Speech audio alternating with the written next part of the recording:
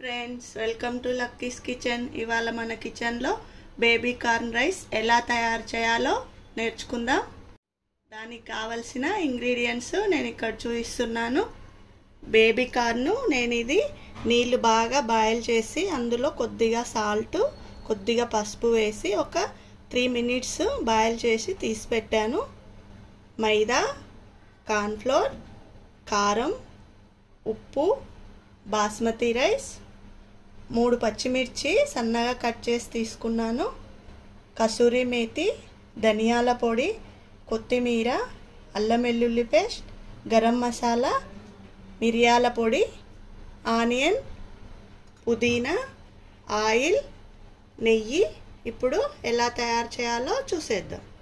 ఒక బౌల్ తీసుకొని ఇందులో మనం తీసుకున్న మైదా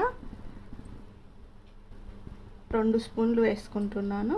అలాగే కార్న్ఫ్లోర్ ఇది ఒక 3 స్పూన్స్,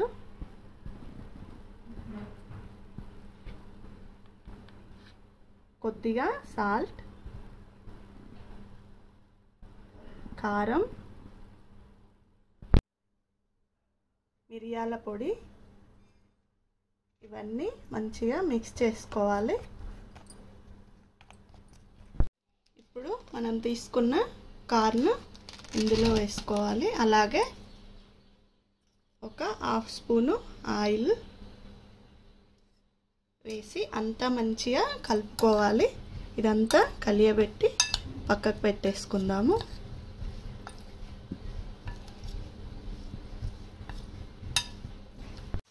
చూడండి, ఈ విధంగా మంచి కలర్ వచ్చాయి కదా. ఇప్పుడు తీసుకుందాము. ఈ విధంగా అన్నింటినీ ఫ్రై చేసుకోవాలి.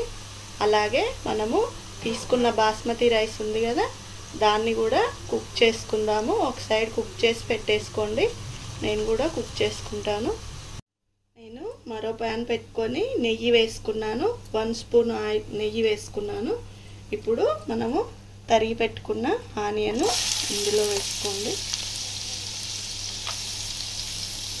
అలాగే మన పచ్చిమిర్చి, ఇది మంచి కలర్ వచ్చే వరకు కుక్ చేసుకోవాలి. చూడండి, మన ఆనియన్ మంచి కలర్ వచ్చింది కదా. ఇప్పుడు మనం తీసుకున్న కొద్దిగా కసూరి మేతి, అలాగే అల్లం వెల్లుల్లి పేస్ట్, ధనియాల పొడి, గరం మసాలా,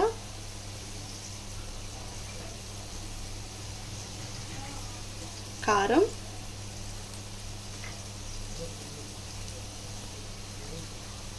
సాల్ట్ కొద్దిగా తీసుకోండి. సాల్ట్ వీటన్నింటిని మంచిగా కుక్ చేసుకోవాలి. మనం వేసుకున్న మసాలా అంతా మంచిగా ఉడికింది. ఇప్పుడు మనము కొద్దిగా కాచి చల్లార్చిన వేడి నీళ్ళను ఇందులో వేసుకోండి. కొద్దిగా వేసుకోండి, ఒక 2 స్పూన్స్ అలా వేసుకొని ఇప్పుడు మనం ఫ్రై చేసిన కార్న్ ఉంది కదా, ఇందులో వేసేసుకొని మంచిగా కుక్ చేసుకుందాము.